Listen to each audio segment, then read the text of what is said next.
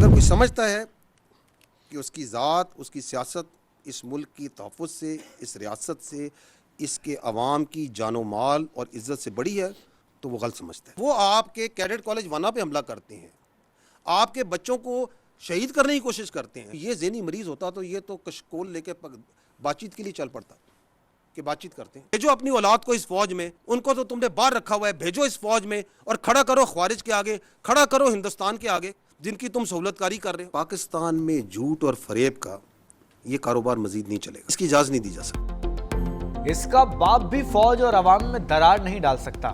ہم کہیں نہیں جا رہے، پاکستان کی فوج کھڑی ہے، کھڑی رہے گی۔ تم کون ہو جو غداری کے سرٹیفکیٹ بانٹ رہے ہو؟ اپنے آپ کو عقل کل سمجھنے والا دوسروں کو غدار کہتا پھر رہا ہے۔ ترجمان پاک فوج نے کہا، ہم نے اس ریاست کے تحفظ کی قسم کھائی ہے۔ تمہارے پاس ایک صوبے کی حکومت ہے، اس پر بات کیوں نہیں کرتے؟ 3 دن پہلے بیانیہ دیا خارجیوں سے بات کی جائے۔ دہشت گرد بچوں کو شہید کر رہے ہیں، یہ کہہ رہا ہے مذاکرات کیے جائیں۔ کہنا تھا پشاور میں دہشت گردوں کا دفتر کھولا جائے۔ بھیجو اپنی اولاد کو فوج میں اور خارج کے آگے کھڑا کرو۔ تم نے تو اپنی اولاد کو باہر رکھا ہوا ہے۔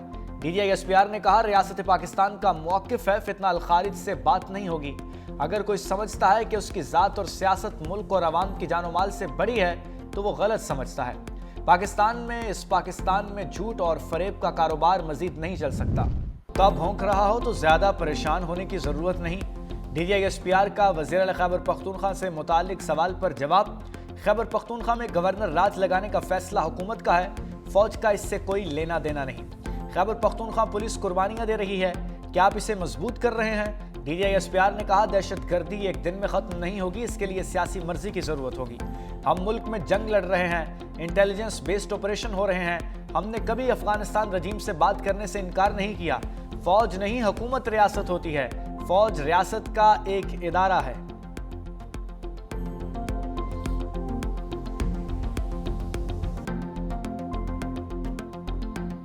یہ جو بھی اس نے 2 دن پہلے ٹویٹ کی ہے اس ذہنی مریض نے، اس ذہنی مریض کی ٹویٹ کو دیکھیں کیسے انہوں نے ٹویٹ کیا۔ یہ آپ کی ٹویٹ ہو رہی ہے، اب یہ ہوتی ہے، آپ ٹائم دیکھتے جائیں کہ کس ٹائم پہ ٹویٹ ہوتی ہے اور کیسے اس کو ٹویٹ کرتے ہیں۔ پھر یہ اس کے اکاؤنٹس آتے ہیں باری باری، ایک ترتیب اور تواتر کے ساتھ یہ کام چل اور منٹوں میں گھنٹوں میں یہ کام ہو رہا ہے۔ لیکن اصل بیانیہ کس نے دیا؟ اس ذہنی مریض نے۔ اب گھستا ہے ان کا سب سے بڑا فیسیلیٹیٹر انڈین میڈیا۔ یہ انڈیا کے پکے را کے اکاؤنٹ ہیں جو چل رہے ہیں۔ ذرا سنیے کیا کہہ رہی ہیں محترمہ انڈین ٹی وی پہ بیٹھ، یعنی کے پی کے والے حملہ بول دیں جیل کے اوپر۔ اتنی خوشی کے ساتھ انڈین میڈیا آپ کے آرمی چیف کے بارے میں یہ خبریں بیان کر رہا ہے۔ کہاں سے نیریٹو چل رہا ہے، کدھر سے ٹویٹ ہوتی ہے اور کس طرح اس کو اٹھاتا ہے، وہ آپ کے سامنے میں نے دکھا دی۔ بھارتی میڈیا پاک فوج کے خلاف پی ٹی آئی کی زبان بنا ہوا ہے۔ بھارتی میڈیا مخصوص ٹولے کا سب سے بڑا سہولت کار ہے۔ یہ ایک ٹیرر کرائم نیکسس ہے۔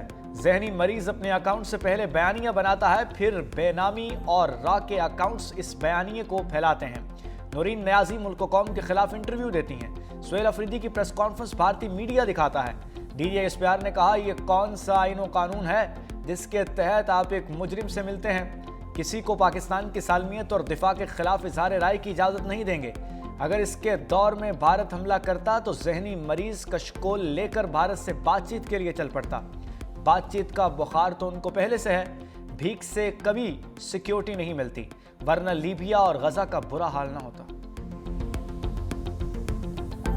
بڑے وثوق سے بتاتے تھے، ان کے خیال میں تو ایک این ایس اے بھی لگ چکا تھا، ان کے خیال میں تو سی ڈی ایف کی اپوائنٹمنٹ لیٹر بھی نہیں ہونا تھا، ان کے کاغذوں میں تو وائس چیف آرمی اسٹاف لگ چکا تھا۔ ابھی پوچھے نہ کیوں نہیں لگا؟ ہر 10 منٹ 15 منٹ گھنٹے بعد کوئی ادھر بیٹھا وی لاگ کر رہا ہے، یہ ہو گیا فلانا ہو گیا، یہ ابھی پروموٹ ہو گیا ہے۔ یار تمہیں کیا obsession ہے فوج کے ساتھ؟ ہمارے پاس ایک صوبے کی حکومت ہے، اس کے بارے میں کیوں نہیں بات کرتے؟ اس کی گورننس کے بارے میں کیوں نہیں بات کرتے؟ ہماری سوئی کیوں اس فوج پہ پھنسی ہوئی ہے؟ کیونکہ تمہارا پورا بیانیہ اس فوج کے اوپر ہے۔ بار بار تمہیں کہہ رہے ہیں کہ ہمیں اپنی سیاست دور رکھو، ادھر پاکستان کی فوج میں کوئی واقعہ ہو جائے، کچھ ہو جائے، یہ اس طرح پڑھتے ہیں جیسے جون سا نے پتہ نہیں کیا ہو گیا۔ سی ڈی ایف کے نوٹیفیکیشن پر پروپیگنڈا کیا گیا، سوشل میڈیا پر جھوٹ کا سیلاب تھا، اپنی مرضی سے سی ڈی ایف کا جعلی نوٹیفیکیشن چلایا گیا۔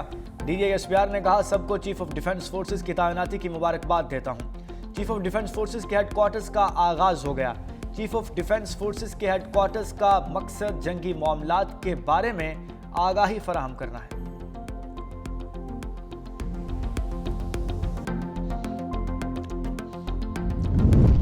قوم کو اپنی بہادر افواج اور آپ کی قیادت پر ناز ہے، وزیر دفاع خواجہ آصف کا ایکس پر بیان، لکھا، اللہ کے رحمت اور فضل سے جن فاتحین نے قوم اور ملک کو تاریخ ساز فتح سے نوازا، آج قوم ان کو اور ان کی کمانڈ میں لاکھوں وطن کے محافظوں کی لازوال خدمت کے اعتراف میں سپہ سالاروں کو اعزاز سے نواز رہی ہے۔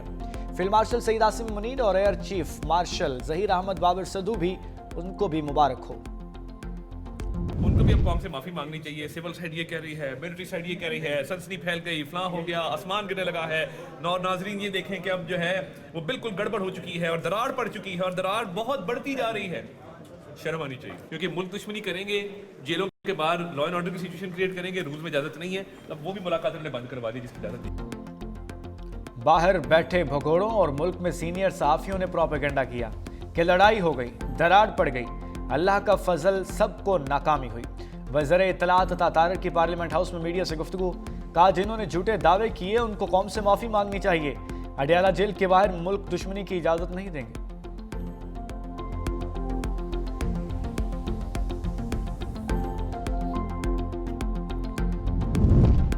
کہا تھا ریاست ملک دشمنوں کو خود جواب دے گی، ریاست نے واضح طور پر بتا دیا جو بھی دشمن کا بیانیہ لے کر چل رہے ہیں وہ غداری کے زمرے میں ہیں۔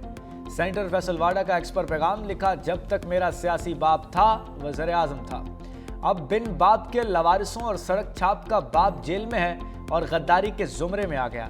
سیدھی اور آسان زبان میں ریاست نے دشمن، دہشت گرد اور ملک کو عدم استحکام پہنچانے والوں کو غدار ڈکلیئر کیا ہے۔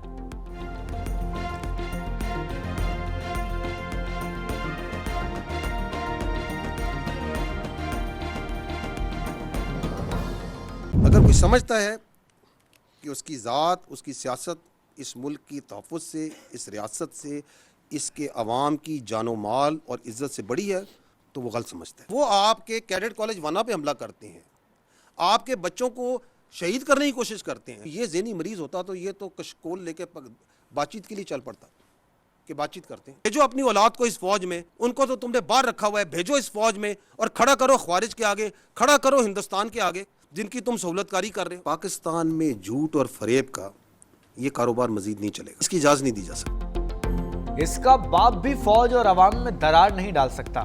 ہم کہیں نہیں جا رہے، پاکستان کی فوج کھڑی ہے، کھڑی رہے گی۔ تم کون ہو جو غداری کے سرٹیفکیٹ بانٹ رہے ہو؟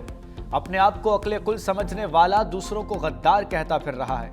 ترجمان پاک فوج نے کہا، ہم نے اس ریاست کے تحفظ کی قسم کھائی ہے۔ تمہارے پاس ایک صوبے کی حکومت ہے، اس پر بات کیوں نہیں کرتے؟ 3 دن پہلے بیانیہ دیا خارجیوں سے بات کی جائے، دہشت گرد بچوں کو شہید کر رہے ہیں، یہ کہہ رہا ہے مذاکرات کیے جائیں۔ کہنا تھا پشاور میں دہشت گردوں کا دفتر کھولا جائے۔ بھیجو اپنی اولاد کو فوج میں اور خارج کے آگے کھڑا کرو۔ تم نے تو اپنی اولاد کو باہر رکھا ہوا ہے۔ D G I S P R نے کہا، ریاست پاکستان کا موقف ہے، فتنہ الخارج سے بات نہیں ہوگی۔ اگر کوئی سمجھتا ہے کہ اس کی ذات اور سیاست ملک اور عوام کی جان و مال سے بڑی ہے تو وہ غلط سمجھتا ہے۔ پاکستان میں، اس پاکستان میں جھوٹ اور فریب کا کاروبار مزید نہیں چل سکتا۔